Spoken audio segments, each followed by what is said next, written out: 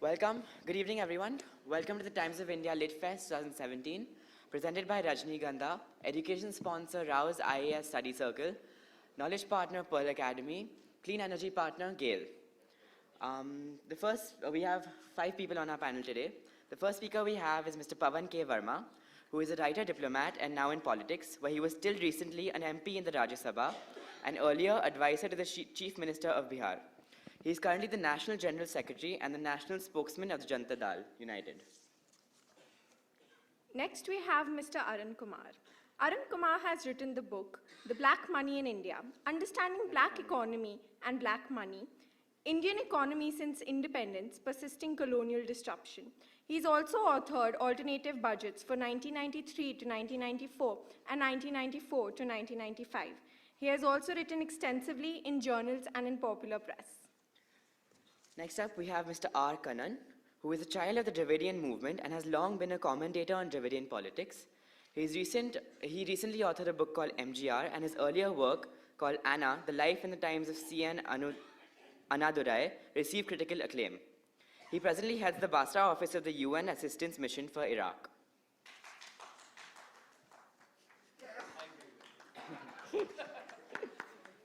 Next, we have Mr. Aakash Singh Rathore. Aakash Singh Rathore is a professor, author, and an Ironman triathlete. He is currently the chief editor of the book B.R. Ambedkar, The Quest for Justice. He is also the director of the International Research Network for Religion and Democracy and international fellow of the Center for Ethics and Global Politics in Rome, Italy. The session will be moderated by Mr. Gurcharan Das, who is the author of India Grows at Night, A Liberal Case for a Strong State, as well as 2 other non-fiction works, The Difficulty of Being Good and India Unbound. Please welcome to stage these 5 eminent personalities.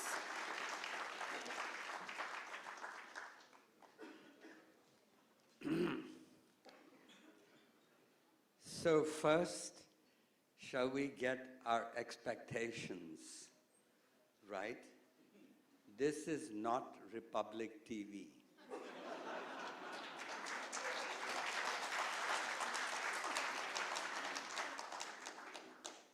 Secondly, Aakash has had the misfortune of replacing Jairam Ramesh, who was on your program, and he's lucky because I was planning to put Jairam Ramesh on the mat.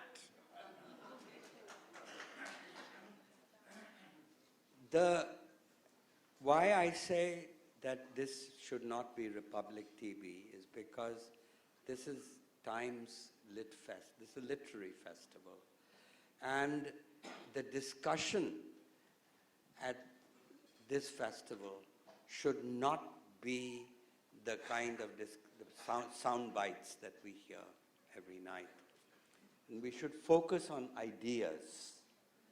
And so let me start by putting a certain context, an intellectual context for this discussion, which has been, I think, titled, How to Stop the Modi Juggernaut.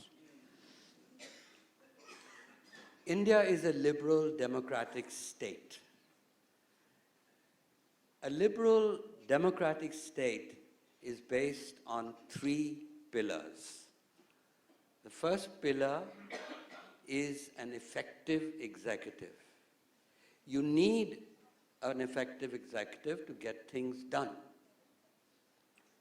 And so the problem we have had is a problem, for example, in the last government when we had the 2G scam, you all remember, and the defenders of 2G scam said, oh, but this is just coalition dharma. And that is not an effective executive. The second pillar of a liberal democratic state is the rule of law. The actions taken by the executive are governed by certain rules. And here too, we have a problem in India because why should it take us 15 years to get justice in the courts? That's a problem of the rule of law. Why should the police be the handmaiden of the chief minister? That's a problem of the rule of law. The third pillar of a liberal democratic state is accountability. And the accountability can be provided by the media, the accountability can be provided by the opposition. And that's, in a sense, the subject of today's discussion. That we are worried in India that the opposition is evaporating. We need an opposition.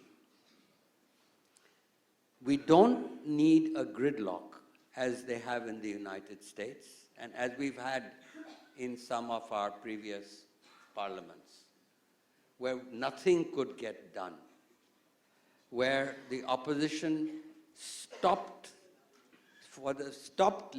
good legislation just because they were the opposition. So there has to be a balance.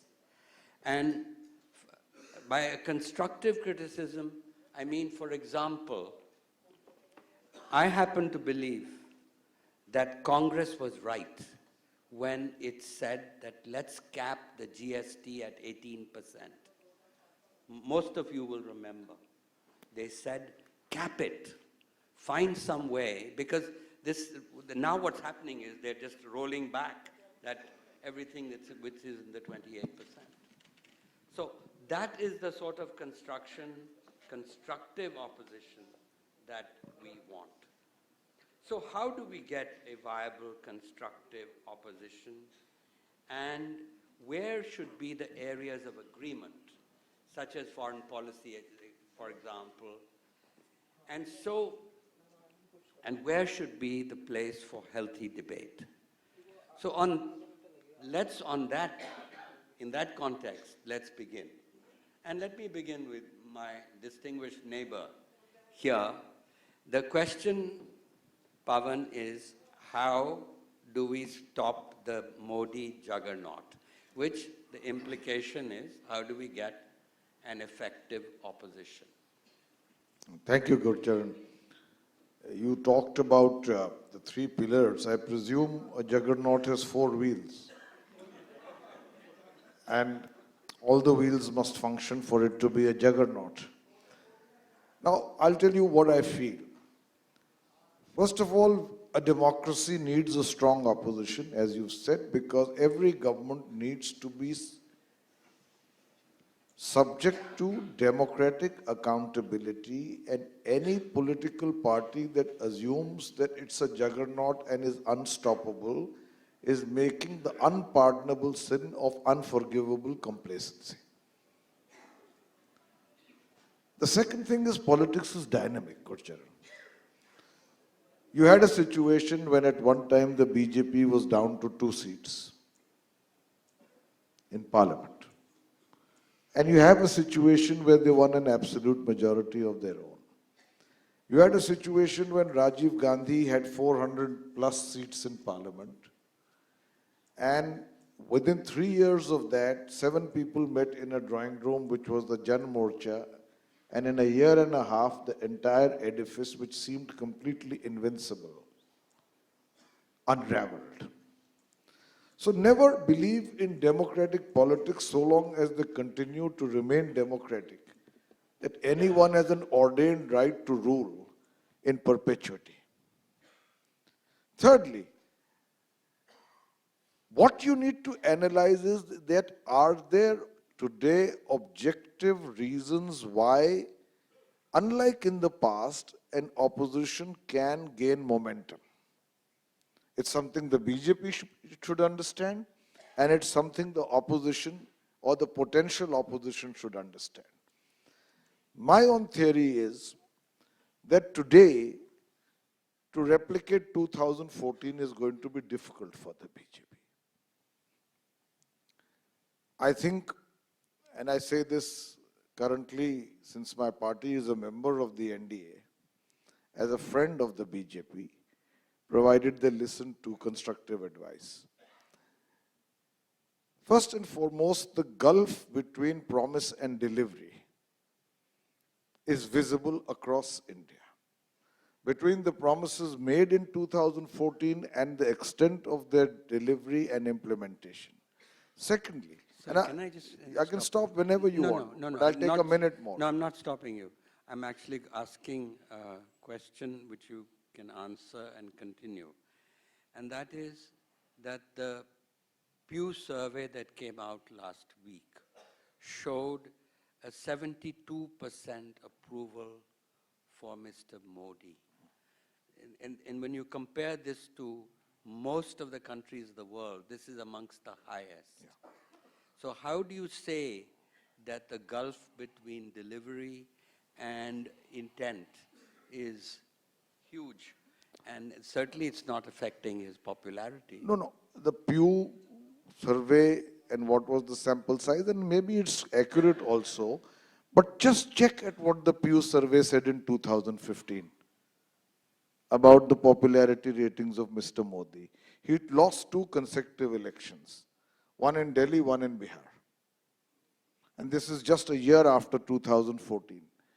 So possibly personal popularity may be high, but individuals fight along with parties in a system where people ultimately matter. And there are a series of things, whether it's on jobs, whether it's on the economic dislocation through an ill-thought-out process called demonetization, whether it's the inadequately prepared GST rolled out, whether it's promises of muscular delivery on foreign policy and defense and security. There are many issues on which now the earlier adulation of 2014 is turning into, if not criticism, which is also there, but certainly robust interrogation. People are asking questions and asking it legitimately. So the objective conditions for an opposition to arise given this certainly are there.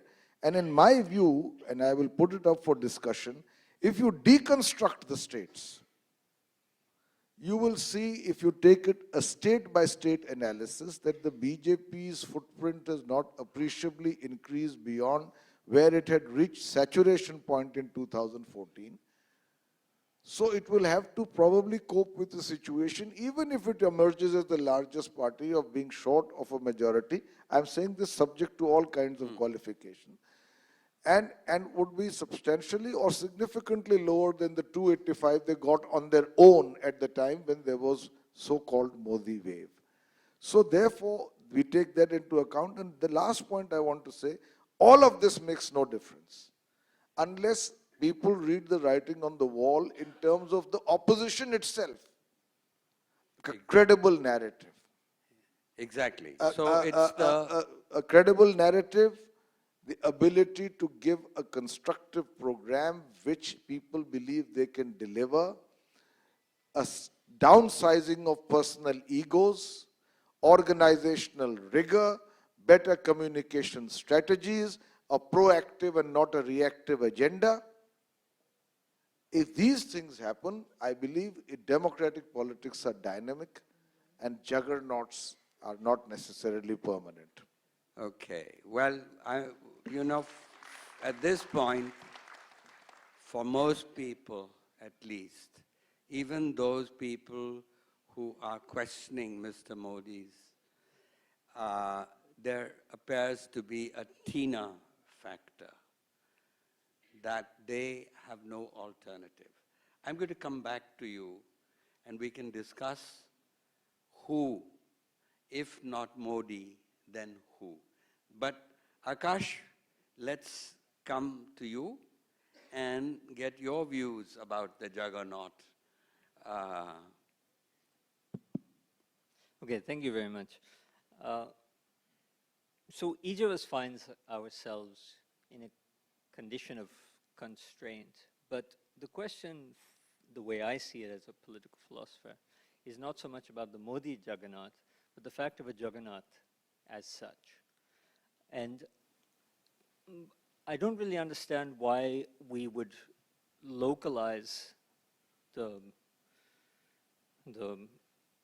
situation we find ourselves in this particular Modi, because any Modi was in the making since emergency. And there's something about the way within which things have begun to develop over the last 3 decades or so that make me think that the question about whether an opposition, a viable opposition, can stop a Modi Juggernaut is totally the wrong question. The question is, so there are about, I just did a rough calculation, there are about 300 of us in this room. So let's assume that each of us voted against the so-called Modi Juggernaut. It would make no difference whatsoever. So we need to start to think at things at a different level, at a different pitch. So what I would suggest is that we don't think about specific operations, but about the political imagination. And the political imagination tells us that if it weren't this Modi Juggernaut, it would just be some other Juggernaut.